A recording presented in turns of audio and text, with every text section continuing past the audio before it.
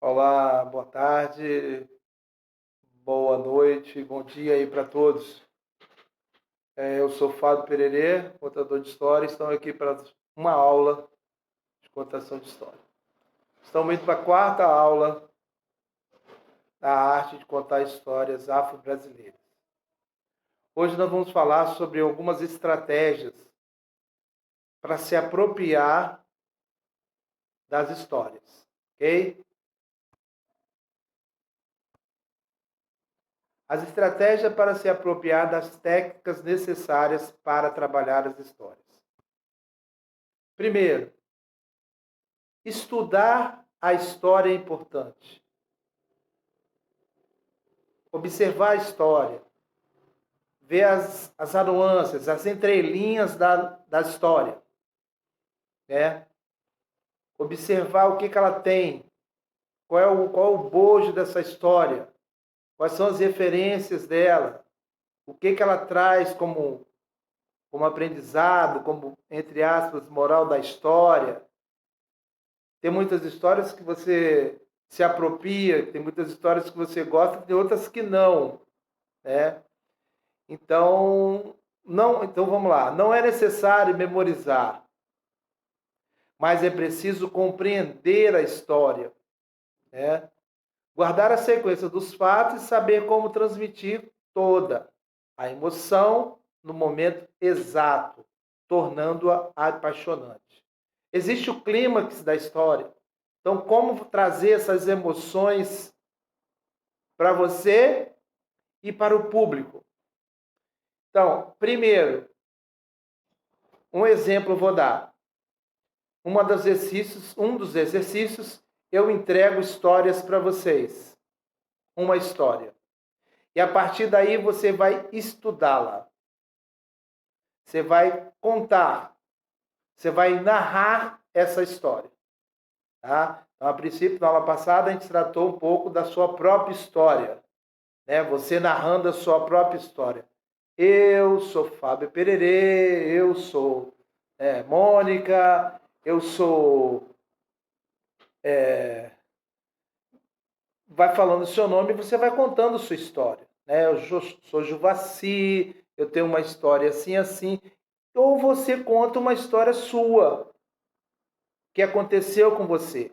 Né? Não é uma... A aula passada, o exercício 4, que hoje nós estamos já na quinta aula, é uma história sua. Não é uma apresentação sua de quem é você. Né? Não é uma autobiografia. É um momento seu. Uma história que te traz recordação e que traz para você essa memória clara. Né? Porque quando você gosta da história e ela é uma vivência sua, fica bem mais prático e mais acessível a sua memória, uma história sua, tá? Do que eu entregar o material para vocês e vocês estudar. Quando eu entrego esse material para vocês, você vai assim, poxa, mas essa história não bateu comigo. Mas é uma forma, uma técnica, uma forma da gente poder dar continuidade. Tentar fazer desse texto, né, uma história. Um contar história. Por exemplo, tem um texto que eu não recordo agora o nome, é do Mia Couto, se eu não me engano, e ele trata de a história do vento. Não lembro, não sei se é a história do vento. Então, tudo bem. Mas qual é o exemplo que eu quero trazer para vocês? Que a gente, na história, tem uma fase da história, uma parte da história, que ela vai se repetindo. Né? Os homens vão ao mar e vão pescar. Só que nessa pescaria, todas as vezes que eles iam pescar, o mar ficava revolto, uma nuvem forte aparecia com uma chuva muito ruim, um vento também muito forte e atrapalhando a pescaria deles. Mas no final eles conseguem pescar o peixe e trazer. Mas é interessante que nesses 3 momentos que o mar se revolta, a chuva vem, a nuvem negra se aproxima e o vento, todas essas vezes se repetem na história. A gente encontra a repetição dentro da história, né? E todas as vezes que acontecia esse fato do vento, né, do mar revolto e da chuva, da nuvem, o homem, o pescador, cantava. Mas o autor não fala e nem canta essa música. Então, o que eu quero trazer para vocês é que muitas vezes a gente tem que prestar atenção à palavra falada e à palavra escrita. Então, dentro desse texto, o homem cantava. Cantava qual música? Então, um aluno nosso, né, na oficina nossa, ele foi e propôs. Você propõe, né? Propõe mudar a história, né? Você faz uma adaptação, tá? Nessa questão que a gente depois pode até falar sobre autorização do escritor e tudo. Mas o que eu quero falar é que você trazer essa emoção do cantar e essa transformação, quando ele cantava, o mar acalmava. Então, qual era a música que o autor pensava na época? Ou você, como contador, você naturalmente pode propor, é claro, uma música. Então, é isso que é estudar um pouco a música. Você vê as nuances que tem dentro do texto, onde você pode acrescentar alguma coisa. Você pode florir alguma coisa. Um tom de voz diferente já muda muita coisa, né? Não é necessário memorizar, mas é preciso compreendê-la, guardar as sequências dos fatos e saber como transmitir toda a emoção no momento exato, tornando-a emocionante. Sequências do fato e saber como transmiti-la. Quando se transmite uma comunicação oral, a gente pensa, a gente já sabe que não existe imagem. Quando a gente assiste um filme, é mais fácil. O filme já aparece. Igual casos que você lê um livro, e quando você vai assistir o filme é diferente. Por quê? Porque o livro, quando você leu, você tem a imaginação é sua. Você que viajou. Você que memorizou os fatos para você. Se ele falar uma cor verde, uma cor vermelha, é o vermelho, mas é um vermelho seu. Sentindo aquele cheiro da brisa do mar. É o seu modo de sentir esse cheiro. Tá? Pois bem. Então, estudar a história para trazer essas emoções para você, principalmente para o público. O 2, segunda estratégia, sentir a história. A história tem que estar em você. A história deve despertar a sensibilidade de quem a conta. Não tanto que muitas vezes não precisa chorar. Né? Eu conto contos afros e muitas vezes a gente dá de encontro com histórias bem fortes. Então a gente tem que ter, né, um controle interno nosso para saber lidar com as nossas próprias emoções. Mas é importante nesse segundo passo, então, sentir a história. Não é você que vai sentir. Quem está sentindo é esse personagem que você está narrando. Mas você precisa sentir o total dessa história, a totalização dessa história. A história deve despertar a sensibilidade de quem a conta. Sem emoção, não haverá sucesso. Então você precisa ter isso. Você precisa trazer a história junto com você, junto do seu corpo.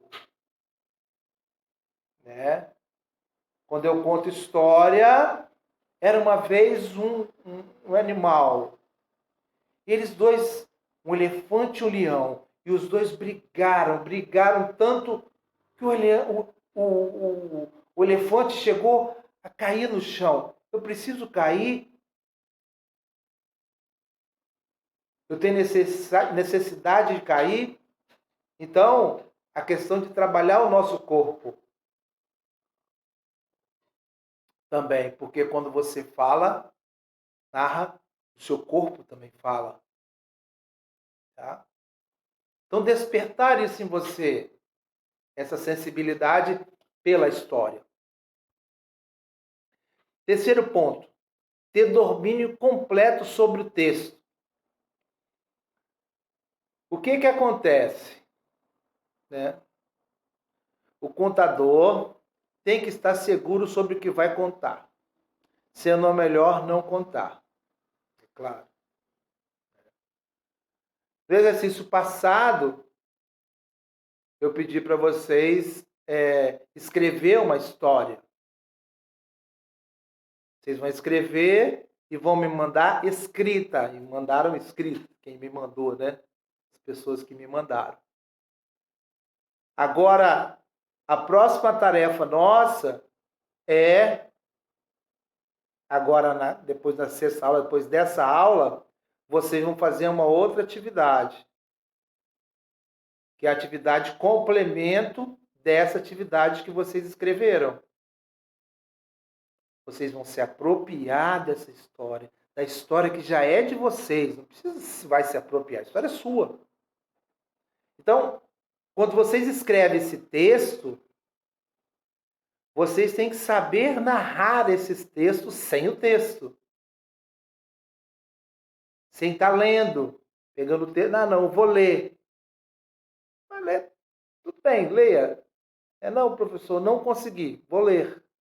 Mas o bacana é estudar a história, se apropriar da história e trazer esse texto para a sua memória.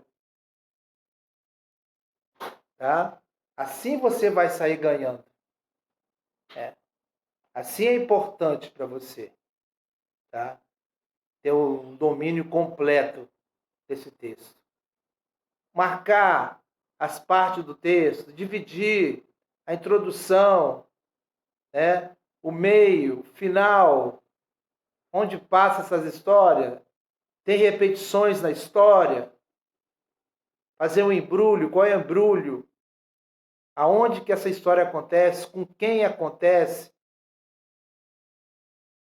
Então, isso são fatos importantes que você tem que se ater na sua história, para você depois vir com ela e contar. Quarta, acreditar na história. O contador tem que fazer o ouvinte acreditar naquilo que está sendo contado. Por mais irreal que pareça, tem que passar credibilidade. Tranquilidade, não se afobar, os olhos no público, não levantar a cabeça e baixar a cabeça, não ficar se mexendo muito. Isso é história sua. A história sua é sua. Já tá apropriada por você mesma. História sua ou história que você vai ler também, que ela fica sendo sua. É o seu repertório que você começa a criar seu repertório. Né? Então você tem que acreditar. Quando eu conto as histórias afro-capixabas, afro-brasileiras e africanas, eu acredito nessas histórias. Né? Eu acredito que elas aconteceram. Né? Acredito que elas vão me fortalecer e fortalecer outras pessoas também. Né? Ótimo. Quinta parte. Quinta parte, olhar para a plateia. Você precisa olhar para a plateia. O olhar é um vínculo fundamental de ligação entre o narrador e o público. No teatro, existe uma fala no teatro que falam que é a quarta parede, né? Que é que as cortinas se abrem e o ator vai narrar, vai contar a história, vai estar ali interpretando daquela forma assim, olhando por aquilo que está ali. Já nós, contadores de história, temos que olhar no rosto da criança, no olho da criança, no olho do adulto. É cara a cara, né? Então, olhe para a plateia. Tá? É um vínculo que a gente tem para você ver como que está a plateia.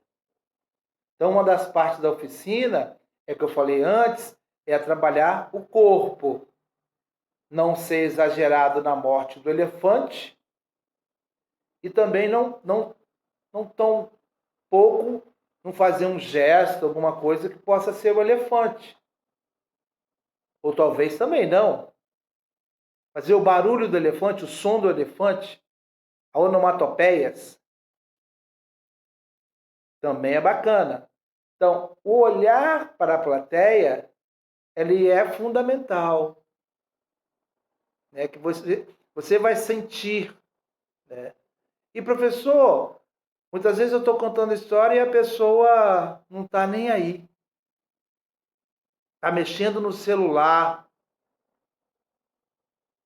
Estou dando aula aqui, vocês estão assistindo aí, e vocês estão olhando no celular, escutando eu falar. Né? E aí, o que a gente faz? Para a história, manda guardar o celular? Não, continua.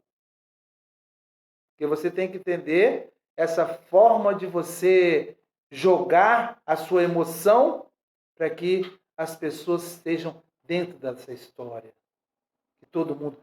Jogar sua emoção com o quê? Com sua voz. Eu vou contar uma história. Com seu olhar. Com suas roupas.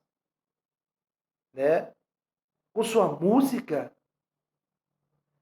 Então tem toda essa forma para você captar esse olhar e você também está comprometido com esse olhar. Então tem várias coisinhas assim que você vai fazendo, né? Várias fisgadas que você vai dando para você chamar esse público e você ter essa intenção desse olhar para você. Né? Sexta, falar com a voz clara e agradável.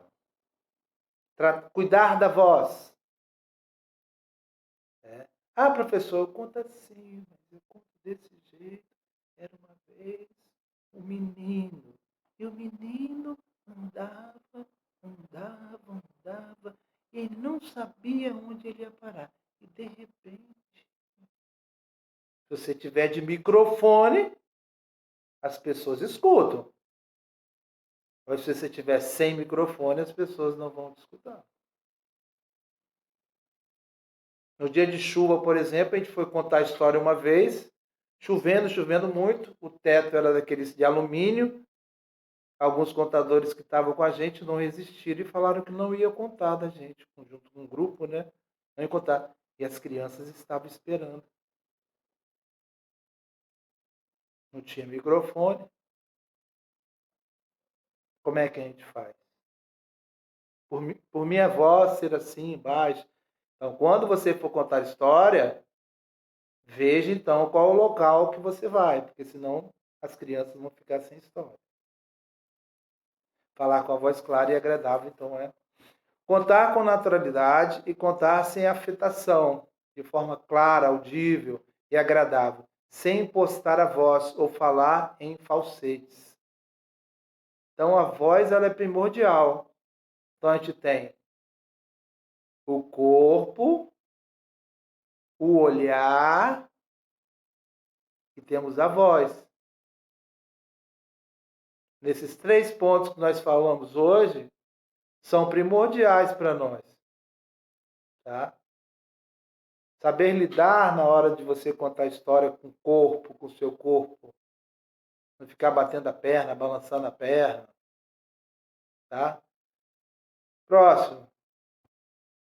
7º, ser comedido nos gestos. Isso que eu estou falando. Se exagerar em gestos sem objetivo, quando fizer o que seja necessário para melhor entender a história, tal gesto não será mais notado. Então, os gestos mais tranquilos, sem exageros. Se o animal caiu, o animal caiu. Do que eu necessariamente ter que me jogar no chão. Isso é o corpo. O corpo do contador de história. Tá? É outra parte nossa que a gente vai trabalhar, o laboratório do corpo. Muito obrigado. Até a próxima aula. Espero que vocês tenham compreendido basicamente esses toques, essas estratégias, só para a gente se aprofundar mais. E agora que vocês já fizeram essa atividade, né, de escrever a história, na próxima aula eu passo mais uma atividade para vocês. Tá bom? Espero que a gente esteja junto na próxima aula e um grande abraço.